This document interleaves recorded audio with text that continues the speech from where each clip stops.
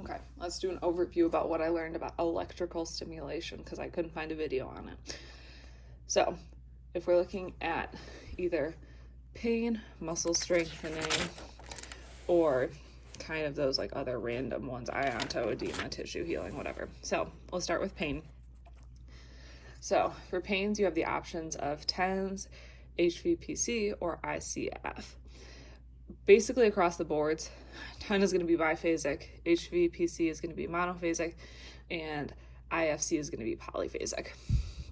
When you're thinking about these, they are all going to be continuous when we're looking at pain modulation, and if we remember kind of our strength duration curve. So for duration, when we're looking at targeting the sensory fibers, that's going to be 40 to 80, and that's going to be kind of our shortest. And then they're kind of an inverse relationship with the pulse per second. So this has a low duration, so it's lower on the curve, but it has a higher pulse per second. Now when we go to motor in the middle, it has a higher duration, but then a lower pulse per second. And then when we go to noxious, again, the same kind of pattern. It jumps up and then a lower pulse per second. So then what you're expecting to feel, sensory, pleasant tingle, motor, visible twitch, you're looking for that motor reaction, and then noxious, that hot needle.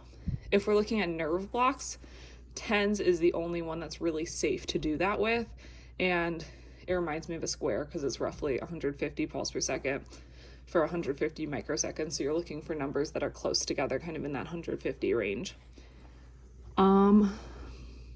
So that's the general feeling for pain.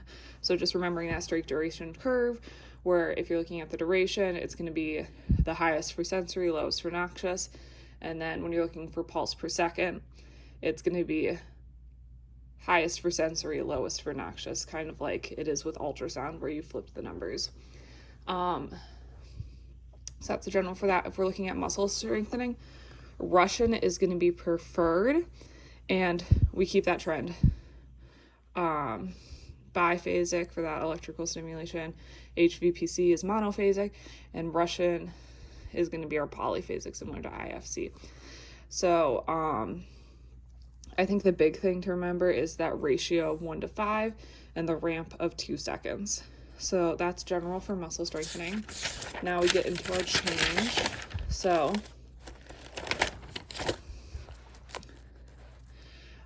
ionto, dexamethasone is the most common for inflammation. You're using the same polarity as the drug. Good luck trying to figure that out on the test, but generally that's kind of what you should be thinking about, and it's going to be continuous. The only one that isn't really continuous we're seeing is our muscle strengthening. So for edema and tissue healing, it's very similar to the sensory ones.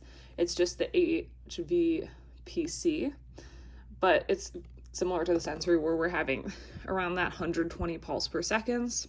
They're going to continue to be monopolar because HVPC is monopolar.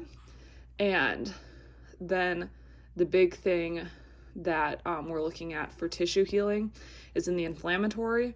You want to have that negative charge over the area, but if you're in the proliferation, if you're in that healing phase, you want the positive charge.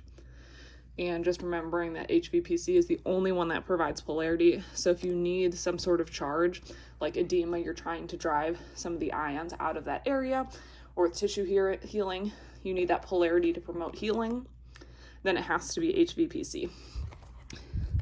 And HVPC is always going to be that monophasic. So yeah, that's the general idea behind that.